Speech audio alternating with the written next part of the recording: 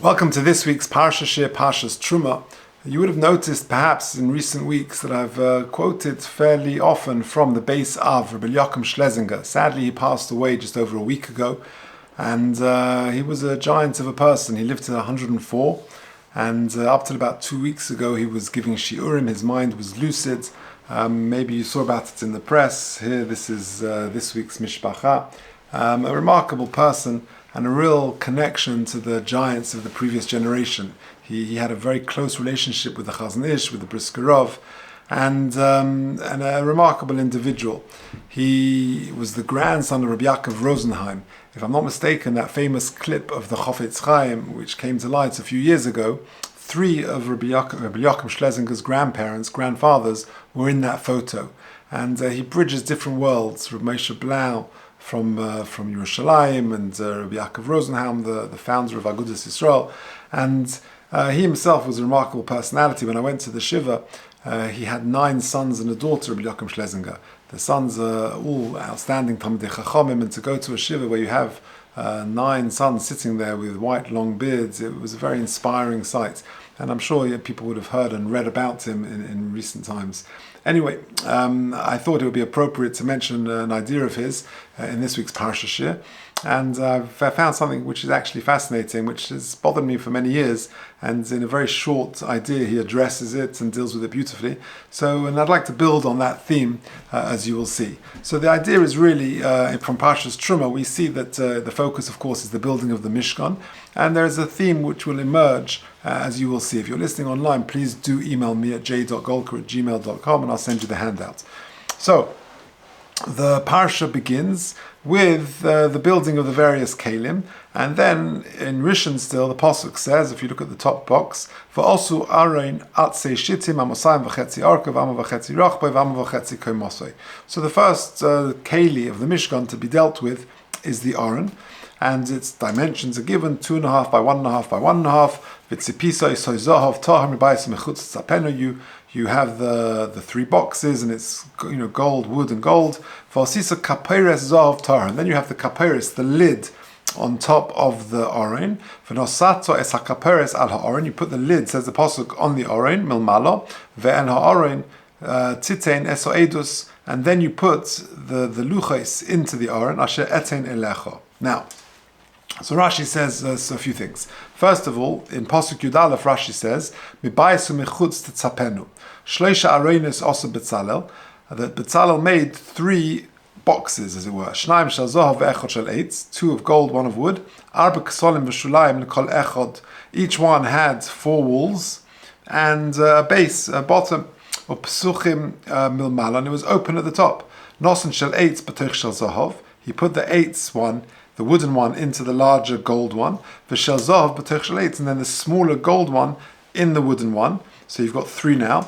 V'chifa sufaso helyona b'zahav, and then he sort of overlaid the upper rim with gold. V'nimtza mitzupa mibayis mechutz. So therefore, based on the Gemara in Yuma, it was covered, it was overlaid with gold inside and out.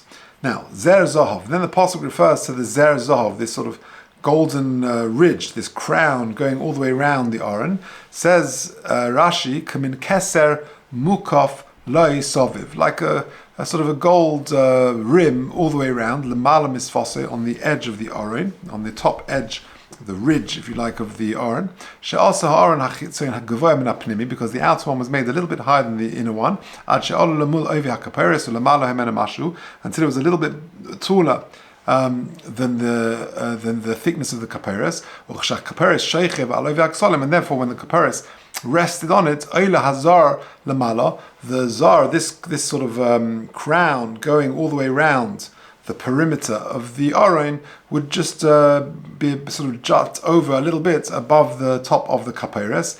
And it gives the impression, it gives the appearance of a crown, of a keser Torah, and that's exactly the symbolism, that there is a ridge, a zer zahav, going all the way around the Aron, and that symbolizes the keser Torah. Okay, now, says the Beis Av, says Rabbi Schlesinger, sadly Zatzal, Pirush Rashi, Sheba lelamed, says Rashi, the Pasuk tells us, in Pasuk Chaf Aleph, V'nosato es hakaperes al ha'aron. You put the kaperes on top of the aron memalo.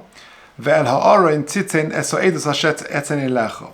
And then you put the edus into the aron itself. Pirush Rashi, shebo lelamed shebo edu aron levadoi below kapares yiten tchila ha'edus l'soichei va'ach kach yiten es ha'kapares.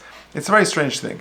Rashi tells us, why does the pasuk say that you put ve'el ha'aron titen eso edus hashet eten elecho, to teach us that you've got to put the luchos into the aron before you've actually put the kaparis, the cover on top of it. In other words, I might have thought you can just make the aron, put the kaparis on top, and then when you want to put the luchos in, you raise the kaparis, you put the luchos in, and that's that. But no, you've got to actually only put the luchos in first, and then the kaparis afterwards once the luchos are in. Hine Pirush Rashi Pasuk Yud Aleph, and then he adds, Shahazar, and I've always wondered, like, why? What's the big deal? So just put the kaparis on, and then when you want to put the luchos in, you take the kaparis off, the lid off, and you put the luchos in. Why is there this insistence that you have to make sure that the edus haluchos, the luchos, are going to be put in first, and then only afterwards you put the kaparis on? I never really understood it. He then quotes the Rashi, which we just read, in Pasuk Yud Aleph, Shehazar miskale ba'aron achanochas kaparis meir al keser Torah, that the Zar Zahav is representing the Keser Torah. It says Reb Schlesinger in a very simple line. With all of this, we can say the following: Sheharemez b'Pirush Rashi kan she'ein Keser Torah ela acha amola shel Torah. It's only appropriate to have a Keser Torah after there's been a Melu shel Torah. In other words, it doesn't make sense almost to have the Aron with the Zer Zahav, this crown around it, without the luchos inside it. You've got to have the luchos first, and then you can have the siman of Keser Torah. In other words, the only way to achieve success in Torah, the Keser Torah, is through Amelus. You can't have the Keser Torah without the Amelus. And that's really what the Torah is alluding to, says Reb Schlesinger. The only way to achieve Keser Torah is through Amelus Batorah, which is symbolized by the fact that you've got to put the luchos into the aron before you dare put the Keser Torah on top of it. And I think that's just a very simple and very beautiful insight, which is, Royu La'omrei, which is appropriate for the person who said them. He was a person who toiled in Torah for decades. He was a close Talmud. He's got an interesting background. I'm sure people will read about it, but when he came to Eretz Yisrael, he was a late teenager when the war years broke out. And he came to Eretz Yisrael and he became close to the Chazon Ish. And then when he got married and he moved to Yerushalayim, the Chazon Ish told him he should get a kesher with the Briskerov, who of course was in Yerushalayim, and the Chazon Ish was in Bnei Brak. And he tried, and it was very hard to get close to the Briskerov. He was, he was a busy person. It was hard to get a kesher with him. And he went back to the Chazon Ish, said, I'm finding it very difficult to get into the inner circle, if you like, of the Briskerov. And he said to him, "Akshenzich, you got to be stubborn. You got to persist. You got to keep going." And there's a lovely story that he actually prepared a pshetel for, I think it was Michael Feinstein's son's bar mitzvah, Rabbi Schlesinger. So this is going back many decades. And Michael Feinstein, who was very close to the Briskerov, brought his son in to say the pshetel to the Briskerov, and the Briskerov liked it very much. And he said, who prepared it, who helped him? So he says there's a young Avrich called Rabbi Schlesinger. He's an Einikl of Rabbi Yaakov Rosenheim, who is the son-in-law of the famous Rav Blau, the head of the Agud Yisrael. So he was and that was his in. The way to get, he always joked, the way to get to the Briskerov is through a Good Shtickle Torah, which is what he did. Anyway, that's how he got his connection with the Briskerov, and then the Briskerov sent him to help build Torah outside of Eretz Yisrael, which is what he did. He built, with his yeshiva in Stamford Hill for decades. That's what he did, and he represented real Amelus Batorah. Stories that I'm reading in the paper and recently about how, as a young man, he would sit and he would take his shoes off late at night and sit with his feet in buckets of cold water to keep himself up. This is a different level to what you see really in mainstream learning. It's it's a person who are the exceptional elite who can push themselves to that limit. Anyway, so let's press on and just try and develop this theme a little bit more. The theme of toiling in Torah that emerges from this week's Sedra. So I think a good sushtal, a good insight which is related to this is a fascinating question of the Orach Chaim. Take a look at box number 2. This is the very beginning of the Sedra, the psukim that just before the ones I read. Vaydaber Hashem u'Moshe leimar. Daber b'nei Yisrael v'yikchu li truma me'ez kol ish asher dvenu libo tikchu es trumasi. So that's the famous opening of this week's Sedra. And then it tells, HaKadosh Baruch Hu tells us what we need to bring. V'zois ha-truma asher tikchu me'itom zav v'ches v'nachoshet tcheles v'argomon. And a list of, as Rashi tells us, 13. Again, actually, if you count them, there are 15. So there's discussion why Rashi says 13, how you get to that. Okay, not for now. And then at the end of the list, it says, Avnei Sheham v'avnei miluim le'efet v'lachoshen. The final items on the list are the Avnei Sheham and the Avnei Miluim, these precious stones which are for the Ephod and the Choshen. And then that's it. V'also li migdash v'shochanti b'soicham. Fine, that is the end of the list. Now, says the Or HaChaim, a very interesting and obvious question.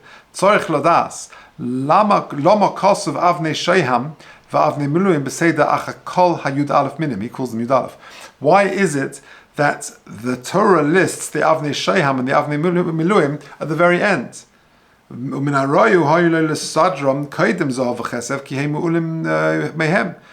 These precious diamonds and jewels surely are more expensive than even Zahav and Chesef, than gold and silver. So if we're talking about monetary value, surely they should come at the beginning of the list. Why are they at the very, very end of the list of all the items that HaKadosh Baruch Hu wants for the Mishkan? That's the question of the Or HaChaim. And he gives many answers. But the final answer he gives, I think, is very much related to the Beis Av I mentioned before. Oid nira, al pi divreihem. The Gemara says in Yuma daf ayin heyom dalef, sheha'anonim hoyu meviim es avnei ha'sheham. Where did the avnei sheham come from? The Gemara says in Yuma that they came from heaven. They sort of rained down to those collecting the items for the Mishkan. Im Kain, if that's the case, mishulchan gevaya hoyu meviim. They came from, as it were, God's table, below toreach v'yagia, without any effort. They were handed to them on a plate, literally. V'lo chisaron kis. There was no loss, financial loss by providing them. No one put their hands in their pockets to give them. It came from heaven. Al kain sider nidvosam achakolan nidvodah shemeviin. Therefore, the Torah lists them at the very end of the long lists, because shemeviin mekisam validei torech, because the other things were given from their own personal funds with effort. And therefore, it's not so much the monetary value which is the way we rate things, it's the effort which we rate things. And since the Avnei Sheham and the Avnei Miluim did not come with any personal effort or any financial loss, therefore they're listed at the very end. Amazing. Now, this concept of Amelus Batorah is, of course, discussed in Parshas B'chukoisai. If you take a look at the bottom box on the first page, in B'chukoisai telechu ves mitzvosai tishmru va'asisem oisam. And Rashi famously says, Yochel zeh kiyum hamitzvos. What does it mean in B'chukoisai telechu? I might have thought that HaKadosh Baruch Hu is telling us that if this is a reference to kiyum mitzvahs, if you follow the mitzvahs. However, Kasher Omer, in the next words, ves mitzvosai tishmru va'asisem oisam, hari kiyum hamitzvos omer. We've already addressed that. So therefore, what is pshat in b'chukoisai telechu? Ha'mani mekayim b'chukoisai telechu? Says Rashi famously, shetihiu amelim b'Torah. So, when the Torah says in b'chukoisai telechu, that is exactly what we're referring to, the importance, the imperative of amelus b'Torah. The Chofetz Chaim's got a famous vart. Whenever a person makes a siyum, we say the hadron. The hadron is a beautiful tefillah, but if you think about the wording, there's a problem. Take a look at the top of the next page. This is what we say at every hadron, at every siyum. Thank you, HaKadosh Baruch Hu, that you've given my lot to be amongst those who learn, who sit in the Beis Medrash. And we don't waste our time sitting on street corners. We get up and they get up. We get up to learn Torah. And other people get up for idle, non-productive matters. We toil and they toil. We toil and receive schar. Says the Chofetz Chaim. This is in the beginning of Parshas B'chukoisai. He quotes the Rashi I just mentioned, of a Rashi, that the idea of B'chukoisai telechu is a reference to the sweat, the toil that one needs to exert for Torah. That's really what we've been commanded to do. Now, excuse me. But brachas kaf ches on base. He quotes the famous Gemara in brachas daf kaf ches on base. And we say this, which is what I just quoted from the Hadron and the Masechta. Its source is a Gemara in brachas. Anu amelim hem amelim, anu amelim mekam nischar, hem amelim mekam nischar. Asher, says the Chavetz Chaim, l'cheret tzrichem advarim biur. This phrase, taken from the Gemara in brachas kaf ches on base, which we say at Siyum, needs an explanation. Klum ro'isum yomecha chayim. Have you ever seen in your life Toifer beged, someone who tailors a garment, or he sandalim in alayim, or he puts together some shoes, ve'enom mishtalmim, and you don't pay him? Of course he gets paid. Why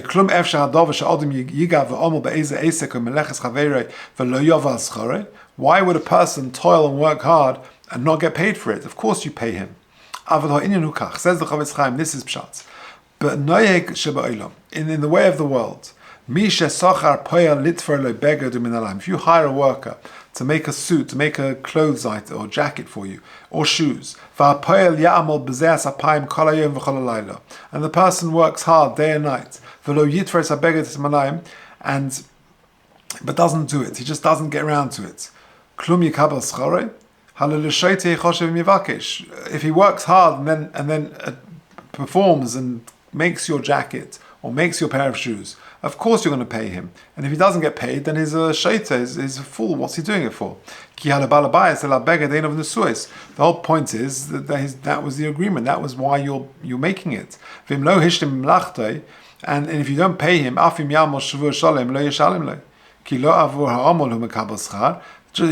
not getting paid for the toil. And al-maisa, he's got to produce what he set out to produce. For Omer b'li maisa ein bo toeles, and he can sweat and toil, but without any productivity, there's no toeles. In other words, let's say, for example, he spends 2 weeks working hard through the night, putting together a beautiful suit or dress or jacket or coat, a pair of shoes, and it wasn't quite what you had in mind. It wasn't exactly what you asked for. It was the wrong size. It was the wrong material, whatever it may be. He may have sweated and worked very hard, but you're not going to pay him. You're only going to pay him if he actually produces the goods. Says the Chavetz Chaim, last paragraph, Lo kein hu adav b'limud Torah. That is not the same when it comes to Torah. On the nistavinu la'amal b'Torah. The commandment is in b'chukoisai telechu, to toil in Torah, to work hard in Torah. Kakosav in b'chukoisai telechu, or Parsha b'seinu, like the Chazal explained, Shal yagia hadvar mamurim. It's all to do with effort. Va'af im lo yavin ha'inyan la'ashurei. And even if you don't understand it fully, Kamoisha Amr Chazal, like the Gemara says in Gittin, ein Odom oimed al divrei Torah elim kein nichshel betchila. A person is not going to succeed in Torah unless he stumbles over it in the beginning. Im kol zehu mekabel schar al ha'omel. But here's the point: a person will be mekabel schar on the toil. Va'af im ha'meloch lo na'asoso. Even if the actual outcome wasn't there, i.e., you can schwitz over a tosfos. Right now we're doing oraisa, and we're sort of pounding through your vomits, and it's hard. It's very, very hard, and you're working through, and you can sit and sweat, and sometimes, it doesn't always get. You don't always get there. You don't always get pshat, and sometimes you've got to go back to the next day. So does that mean that the hour or two that I spent looking at it, learning it, without success, that means that you don't get a reward for it? Chas v'shalom. On the contrary, we toil and we'll still get schar. In other words, that we will get schar for every minute, every second that we've put effort in to understand. So I can sit on the tosfos for an hour and not get it, but I will still get schar for every second of trying to persevere, of trying to work through it. And that is the difference, and that is really the mashal. Onu amelim, that for us, we get rewarded for the amelus. Even if we don't produce the malacha, we don't understand it fully to the extent needed. Masha'enkein, in the world of commerce, heim amelim ve'eino mekablim mischar, if they don't produce the goods, they're not going to get it. That's the difference we're pointing to. The key is amelus. And there's so many incidents to talk about, but I'm just thinking, over the years, Baruch Hashem, having the privilege of teaching Torah, I see it in some of the children and the boys who put in the effort and the sweat. They're the ones who will reap the benefits in years to come. I'm thinking of one young man who there was a snow day many, many years ago, and school was shut. It was a ferocious snowstorm, and the school was closed for that day. And we managed to put on a program in a nearby shul And there was one boy who lived, his father's a Rav, he lived miles away, and he had to, the trains weren't working properly, and suddenly this kid rocked up. He came in like a snowman, covered in snow, and he walked in, and I couldn't believe it. How did you manage to get here? And he said that he got the train to the nearest stop, and then he walked for an hour. Now, we'll hear about this guy one day, because if at a teenager he's putting in that effort, then he shows that Amelus, that's really how you achieve success in Torah. I remember hearing about a refusnik couple that have to explain to the kids in school what a refusnik is. But growing up, in school in the 80s, and I remember Malcolm Herman, who was the head boy at the time, he would come into our classroom and knock on the door and say, "Excuse me, can I just make an announcement to the boys?" I was, in the years lower than him, and he would come in and say, "There's letter writing for Russian jury." And now you tell that to the kids nowadays, they don't know what you're talking about. Letter writing for Russian jury? First of all, what's a letter? Second of all, what does it mean you're writing to Russian Jews? Of course, people were demonstrating at various embassies, 2, 4, 6, 8, let my people emigrate, etc., etc. But there was one couple who the Russians wouldn't let out, and they would play games, horrible psychological games. There was a couple who became more religious, and they desperately wanted to practice their religion, which they could not do in Russia. So what happened? The authorities gave this newly married couple permission for the wife to leave, but not for the husband. And therein is a horrible dilemma, because if she didn't take up that golden ticket to leave the country, it was unlikely that she'd ever get it again. On the other hand, if she went, she's parting with her husband, and who knows when he's going to get it. So it was a horrible dilemma, which was created specifically to cause this torment. Eventually, they decided together that she's got to take this opportunity, and she would leave, and he would, please God, hope one day would follow her. And she went off to America, and she heard in the 80s people would manage to go in and would teach Torah. Ernie Hirsch and others would organize these trips. Anyway, one time, this woman who was in America was writing, and she knew all the letters would be intercepted. But she heard a certain Rav is going to go. She went round to him and said, "Look, please, this is the background. Can you please deliver this letter to my husband?" And he said, "Look, I'll try, but the KGB are there. I'll try." And he put the letter in the lining of his coat. He sewed it inside the lining. And anyway, he was there for a week, and he was busy most of the day and night teaching Torah. And the night before he was going to leave, he remembered he hadn't delivered this letter. And he was tired, exhausted, but anyway, he went. It was 1 o'clock on a Motzei Shabbos, and he found this person's address, and he knocked on the door, and sure enough, the husband answered, and he mission accomplished. He took out the letter, and he goes, "My name is Rabbi so and so. I've got a letter from your wife who lives nearby me, in New York." And you can imagine the husband receives a letter finally from his wife. He takes the letter and he puts it in his pocket. The Rav says, "Aren't you going to open it?" He was expecting him to tear it open. He said, "No, I can't do that now. I'm in the middle of a chavrusa." Can you imagine the Mesiras Nefesh, the self-control, that my learning, I'll look at the letter when I'm finished learning. I can't be mevatel my learning. I knock on the door, I've got to answer. We're talking about different people. There's more to say on this, but anyway, that's Amelus Batorah. Let me just finish with one, again, related idea. This I heard from Rabbi Pinchas Roberts. There's a medrash in Parshas B'chukosai, which is talking about Amelus Batorah. Amar David, Rebbeinu Shalom, B'chol yom v'yom ha'yisi machashev. This is in paragraph 4. B'chol yom v'yom ha'yisi machashev v'omer l'makom ploni u'lebeis diras ploni ani holech. Every day I was calculating what's on my diary today, what's on my schedule today. I was going to go to such and such a place. V'hayu raglaim avios ha'yisi lebate knesias. And I was, I was busy with the affairs of the state, and I was going to go to this appointment and that sort of governmental matter, but my legs took me to the Beis HaKnesses or the Botei Midrashos. Now, what does that mean exactly? A very strange medrash. Did David HaMelech's plans always misfire? Did he never arrive at his intended destination that he was planning on going for a governmental meeting, and then he ends up in a different location? Well, what is pshat in that medrash? Says Rabbi Roberts that people think that Torah relates to the world of the spirit. It's sort of an academic exercise, and it's in no way related to the physical world. But that's, of course, not true. What he says is that Torah is very much informing the physical world, and it guides every aspect of our lives. The Gemara says in Megillah, everyone who learns halacha is muftach shel ben olam haba, that he'll go to Gan Eden if he learns halacha kol yom. Says the pasuk, how do I know that? Shnema halichos olam loy, al tikre halichos el halachos. But the idea is this, that it's to do with guiding your daily conduct.